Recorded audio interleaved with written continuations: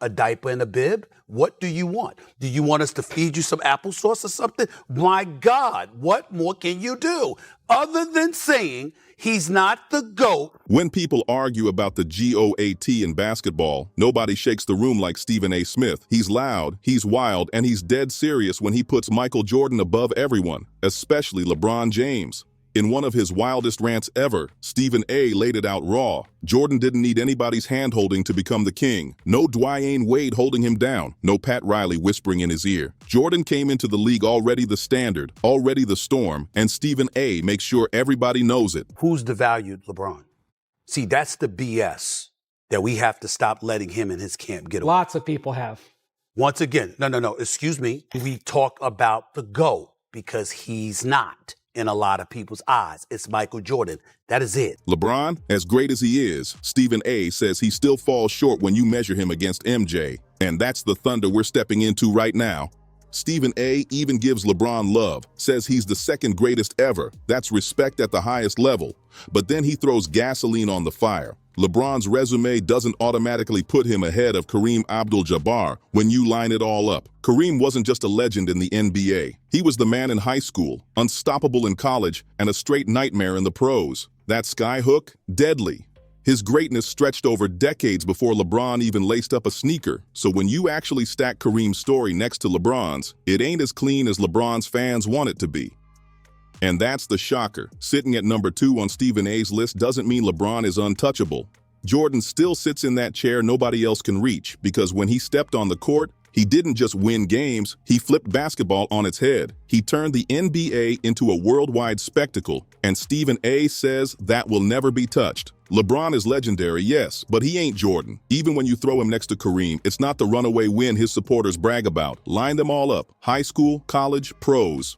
Everybody universally recognizes him as one of the top 3 players. He only went back to Cleveland for one reason: to resurrect his reputation and his stature. And one name always feels bigger than life itself: Michael Jordan. Stephen A. breaks it down slick. LeBron is like Prince, a superstar, a genius, a man who deserves his flowers and gets argued as the best in certain rooms. But Jordan is Michael Jackson, the global standard, the one who didn't just dominate basketball but shaped the culture forever. That's the lane Stephen A. puts him in.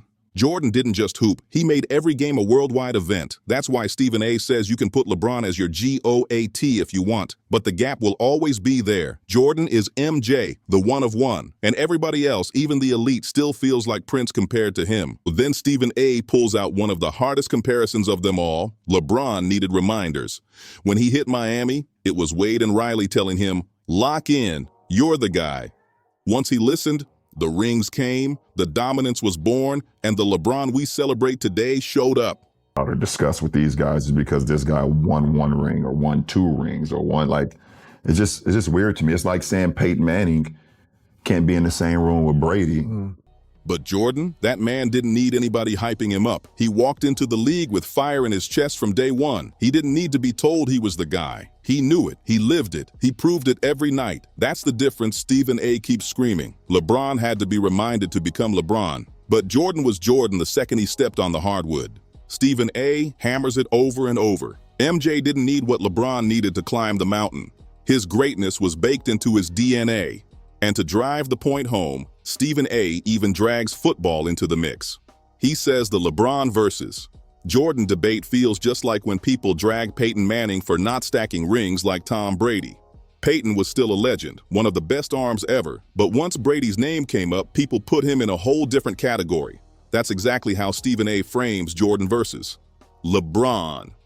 Just because you're not number 1 doesn't mean you're not great, but Stephen A. refuses to let folks blur the lines. Brady sits over Manning, no argument. And in the same way, Jordan sits over LeBron. No matter how many points he scores or how many years he plays, that doesn't make LeBron small. His brilliance is cemented, but it keeps the game honest, because only one man wears the crown of the greatest. And for Stephen A., that crown belongs to Michael Jordan, with LeBron and the rest sitting just 1 seat down. Then Stephen A. throws one more dagger. LeBron went back to Cleveland for one reason: to fix his image.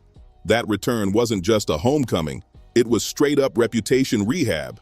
Take LeBron James since he won the title, and you compared it, it's debatable. Yeah. Now, my issue is those first years that it took you to win the championship, there's a difference when MJ doesn't have enough, as opposed to LeBron, who D. Wade and Pat Riley had to get in their head and remind him of his greatness. After the decision turned fans against him in Miami, critics whispered that his greatness was being carried by the system, not just by him. So he had to crawl back home to rewrite the story. Jordan, he never had to do that. His dominance was born and raised in Chicago, never questioned, never patched up with PR moves. He didn't need teammates or execs to cover his image. His play did all the talking. That's why Stephen A. says Jordan is untouchable. He never had to beg the public to believe. His game silenced every critic before they even opened their mouths.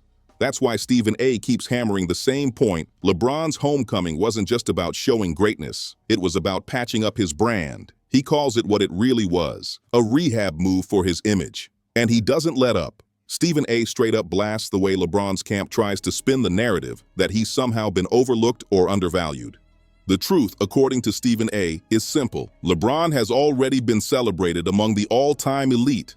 Nobody is denying him his flowers. But when the GOAT debate comes up, the world doesn't stop at his name. It always circles right back to one man, Michael Jordan. His dominance, his cultural weight, his global impact.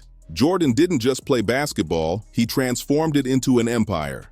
That's why Stephen A. won't let anyone else touch that throne, and he's blunt about it. Nothing has ever matched Jordan's resume. LeBron's record is phenomenal, yes, but Jordan's bulletproof. No media machine, no teammates carrying the weight, no spin needed. He was crowned the gold standard in his prime, stayed the gold standard when he retired, and still wears the crown decades later.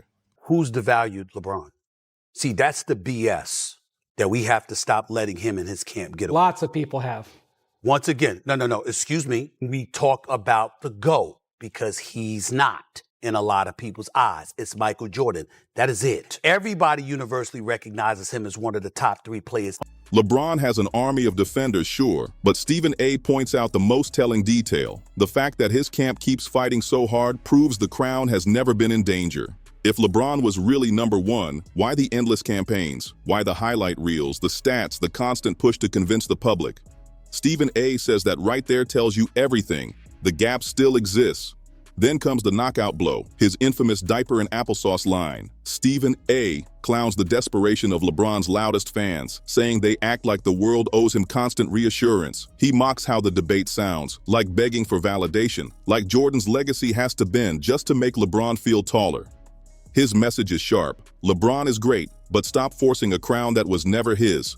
Nobody is erasing LeBron's greatness. Nobody is blind to his accomplishments. But the constant PR spin, the endless comparisons, the sympathy plays, that's what makes the conversation ridiculous. Jordan never needed a media tour to remind the world who he was. His dominance stamped itself into history. The debate only feels necessary because LeBron's side won't let it go. That's why Stephen A. drags it with the applesauce jab. He's basically saying being ranked number 2 isn't disrespect. It's history putting you right behind the one and only Michael Jordan. But LeBron's camp acts like number 2 is an insult, when in reality it's legendary status. Premise. A diaper and a bib? What do you want? Do you want us to feed you some applesauce or something? My God, what more can you do? Other than saying he's not the GOAT. The real issue isn't Jordan's greatness, it's the way the argument gets pushed like propaganda. Stephen A. paints it plain. Jordan stands head and shoulders above everybody. LeBron's stats, his durability, his versatility, all legendary, but in the eyes of history, he's still chasing number 1. Stephen A. doesn't wrap this rant with sweet talk, he ends it with fire. He warns that dragging this debate out forever feels like folks trying to rewrite the past. And to him, that's the ultimate disrespect. Jordan's domination was too clean, too undeniable for anyone to twist the story after the fact.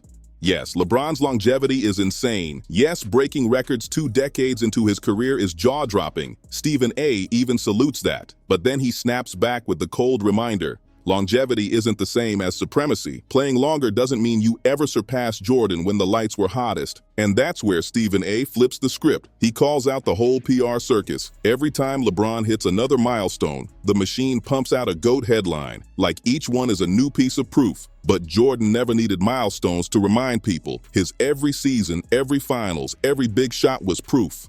No spin, no campaigns, just raw domination. Here's where Stephen A. goes nuclear. He says the obsession with crowning LeBron weakens his case. If you're truly the GOAT, you don't need to convince anybody.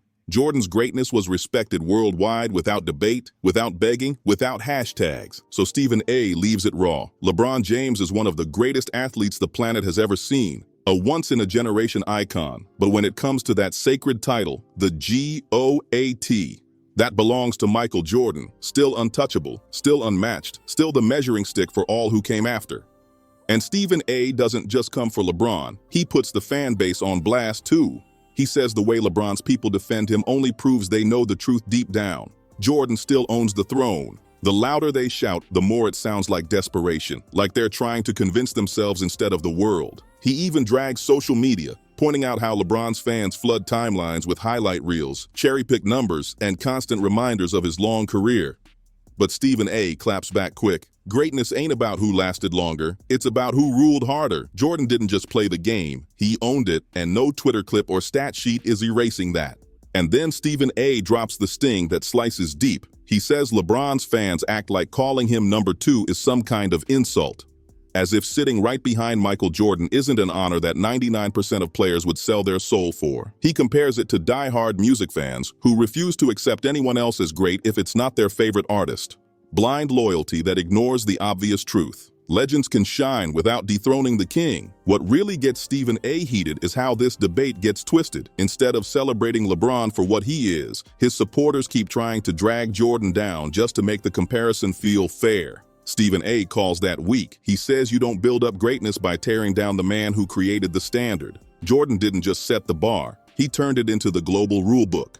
At the end of the day, history ain't bending. Jordan's 6-for-6 finals record, his cultural dominance, his ruthless killer mentality, those aren't myths. Those are receipts stamped into the game forever. And no matter how many excuses LeBron's camp throws around, the argument always lands the same. Michael Jordan is still the GOAT. Stephen A. dares anyone to bring the smoke and prove him wrong. Then Stephen A. kicks it up. He goes straight after the stat padding argument. LeBron's army points at the all-time scoring title, his rebounds, his assists, his total numbers. But Stephen A. spits back. Stats don't always equal domination. He says LeBron's resume is dressed up with spreadsheets and analytics, while Jordan's resume was written in blood, sweat, and rings. You didn't need a calculator when MJ hit the floor. Every dagger jumper, every finals masterpiece, every time he silenced an arena, that was his stat line. His greatness was lived, not debated on Twitter feeds. And Stephen A. doesn't stop there. He fires off a dagger. If stats alone made you the GOAT, then Kareem would have been the undisputed king. Boom. Kareem's numbers are historic. His skyhook untouchable, his longevity unmatched. Yet even Kareem's resume never erased the shadow of Michael Jordan. That's the aura MJ carried. Stephen A. flat out laughs at the idea that stacking career totals automatically makes you supreme. He says LeBron may have more points, but Jordan had more moments. Iconic plays that turned basketball into a worldwide religion. Those moments became the posters, the commercials, the reason kids in every corner of the planet begged for Air Jordans. That's cultural power no amount of stat padding can touch.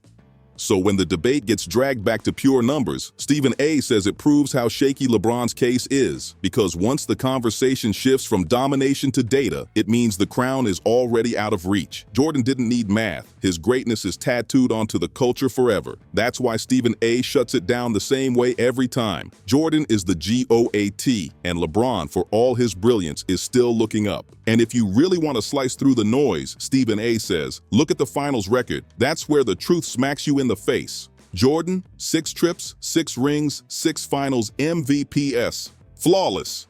When the lights hit brightest, he never cracked. LeBron?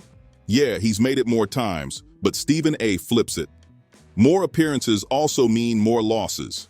And those losses? They're scars burned into the sport. Getting swept by the Spurs, collapsing against the Mavs in 2011. Those memories don't fade no matter how many points he scores now.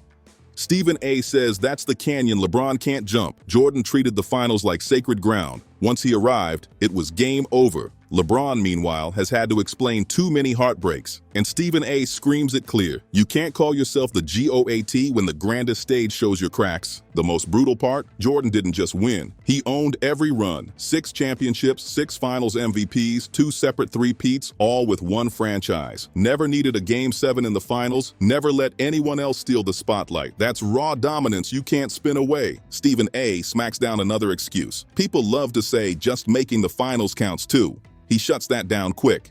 This ain't about attendance, it's about dominance. Showing up doesn't get you the crown, finishing the job does. That's why, for Stephen A., the debate collapses the second you mention the finals. LeBron may have stats, may have highlights, may have the longest career, but Jordan had perfection. And perfection is untouchable. But greatness isn't just numbers, it's transformation. It's rewriting the game, raising the bar so high nobody else can reach it. Jordan did that from day one. LeBron needed Miami. He needed Cleveland again. He needed media spin, narrative control, and at times even sympathy from his fan base. Jordan, he needed none of that. His game spoke louder than any campaign, louder than any PR machine. 6 rings, 6 finals MVPs, 2 three-peats, all in one jersey, one city, without ever needing a Game 7 in June. That's the type of resume that slams doors before debates even start. Stephen A. reminds everyone the GOAT talk gets cloudy with emotion, recency bias, and LeBron's wild career. But strip away the noise, and the foundation of the sport always points back to MJ. You didn't have to be from Chicago to feel it. His impact stretched across the globe. As Stephen A. once joked, people in Greece only knew basketball because of Michael Jordan. That's not stats. That's cultural dominance. So when Stephen A. finishes with his line, never ever over MJ, it's not shade at LeBron. It's respect placed exactly where it belongs, at the feet of the man who redefined greatness itself. LeBron is extraordinary, no doubt, but Jordan is untouchable. That's why every time the GOAT conversation comes up, it's not about fairness, not about sympathy, not about PR control. It's about reality. Michael Jordan stands alone at the top of the mountain while everybody else, even LeBron, is still looking up.